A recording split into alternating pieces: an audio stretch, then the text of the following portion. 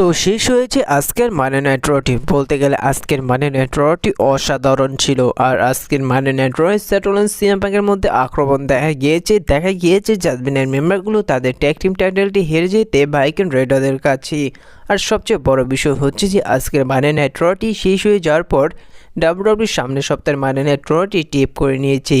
সে জায়গায় দেখা গিয়েছে সোলোসোগা ব্লাড লাইন মেম্বারগুলো ভয়ঙ্কর আক্রমণ করেছে স্যামিজিনকে এবং জে উসোকে। সে জায়গায় ড্রু ম্যাকিন্টায়ারকেও দেখা গিয়েছে। তো সমস্ত বিষয়গুলো নিয়েই আলোচনা করব এই ভিডিওটিতেই। তো সর্বপ্রথম আলোচনা করব আজকের মানি নাইট রটিকে নিয়ে। তো আজকের মানি নাইট রয় শুরুতে আসেন best in the world CM Punk, এবং সিএম পাং এসে তিনি লম্বা একটি প্রোমো কাট করে। আর সেই প্রোমো কাটটি ছোট্ট করেই আলোচনা করব। সিএম পাং তিনি যখন রিংয়ে আসেন সে সময় গ্যালারিতে থাকা সমস্ত দর্শকরা সিএম পাং বলে চিল্লাতে থাকেন। সে সময় সিএম পাং বলে যে তোমরা সিএম পাং বলে চিল্লাচ্ছ, আর এই বিষয়টা অনেকেই সেখানে থাকা পছন্দ না হতে পারে। তারপর সিএম পাং সে জায়গায় বলে যে আমি এখন প্রোমো কাট করছি, কিছু করছি, ঠিক সেই সময় কোনো একটি স্টুপিড মিউজিক বাজতে পারে এবং তার সাথে একটি নাচতে নাচতে হাস্যকর পোশাক পরে আসতে পারে, সেটি হচ্ছে সেটলেন্স। তিনি আমার 2 সপ্তাহ আগে ফেস টু ফেস হয়েছিল। সে সময় সেটলেন্স বলেছে যে তিনি আমাকে নিয়ে টেনশন করে, কিন্তু আমি তাকে বলেছি যে তাকে নিয়ে আমি টেনশন করি না। সেটলেন্স তিনি আমার থেকে বেস্ট হতে চায়, তিনি সিএম পাং হতে চায়, কিন্তু সে তা কখনোই পারবে না। হ্যাঁ, আমি একটি জিনিস ভুল করেছি, সেটি হচ্ছে যে সেই 16 বছরের ছেলেটিকে আমি রেসলিং শিখিয়েছি, আর যার কারণে সে আজ নিজেকে বেস্ট ইন দ্য ওয়ার্ল্ড মনে করছে, নিজেকে রেসলিংয়ের সবচেয়ে বড় রেসলার মনে করেছি।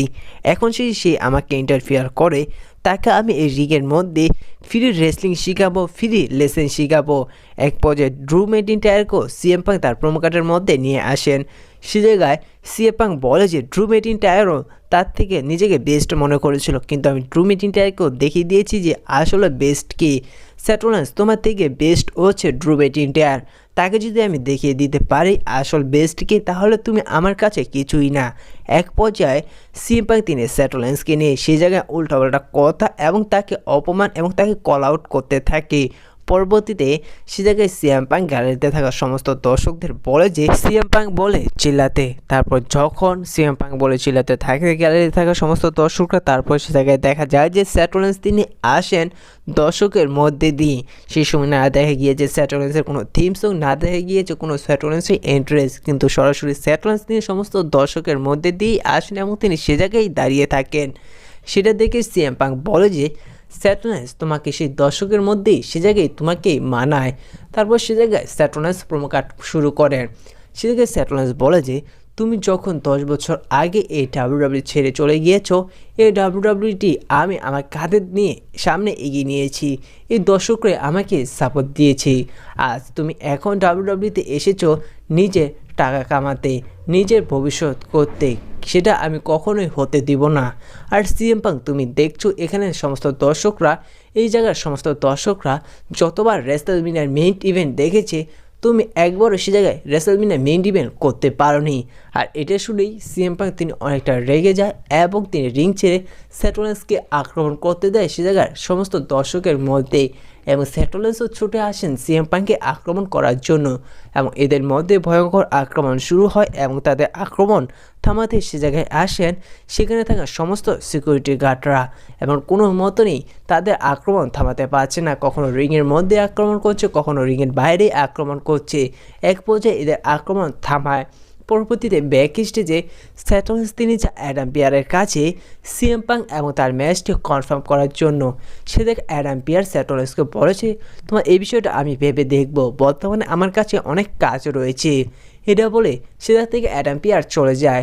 পরবর্তীতে সে জায়গায় আসেন ড্রু ম্যাকিন্টায়ার এসে সেটলেন্সকে বলে যে তোমারও বর্তমানে দুশ্মন যার আমারও দুশ্মন তারা, কেননা আমাদের শত্রুরা ভুলে আমরা দুজনে এক হয়ে যাই। আর সেটলেন্স তুমি এবার স্ম্যাকডাউনে যেমনটা দেখেছো, সে জায়গায় রোমান রেইন্স বলেছে যে তিনি এবার ট্রাইবাল চিফ হলে তাকে সমস্ত ওয়ার্ল্ড অ্যাকনলেজ করবে এবং সমস্ত ওয়ার্ল্ড তাকে অ্যাকনলেজ করতে বাধ্য হবে, এবং তাকে সেই ট্রাইবাল চিফ হতে সাহায্য করবে তার স্টুপিড তার সেই ব্লাড লাইন মেম্বারগুলো, যার মধ্যে অলরেডি আমি 3 জনকে ডিস্ট্রয় করে দিয়েছি।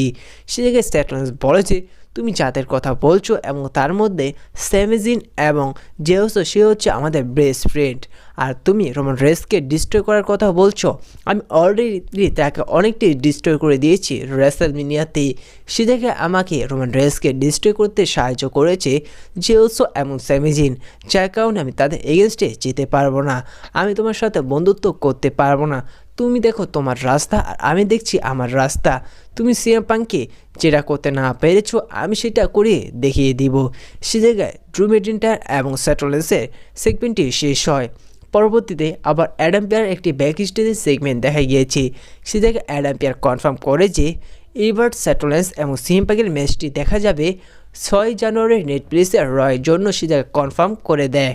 এবং পরবর্তীতে আবার একটি সেথ রলিন্সের সেগমেন্ট দেখা গিয়েছে। সে জায়গায় সেথ রলিন্সের ইন্টারভিউ নিতে দেখা যায়, সে জায়গায় কংগ্রাচুলেশন জানায় তার এবং সিএম পাংকের ম্যাচটি কনফার্ম হয়ে যাওয়ার জন্য নেটফ্লিক্সের রয়ের জন্য। কিন্তু পরবর্তীতে সে জায়গায় দেখা যায় যে পিছন থেকে আসেন ড্রু ম্যাকইন্টায়ার সেথ রলিন্সের সাথে কথা বলার জন্য, কিন্তু সেই সময় দেখা যায় যে স্যামিজিন তিনি আক্রমণ শুরু করে ড্রু ম্যাকইন্টায়ারকে এবং সে জায়গায় তাদের সেগমেন্টটি শেষ হয়।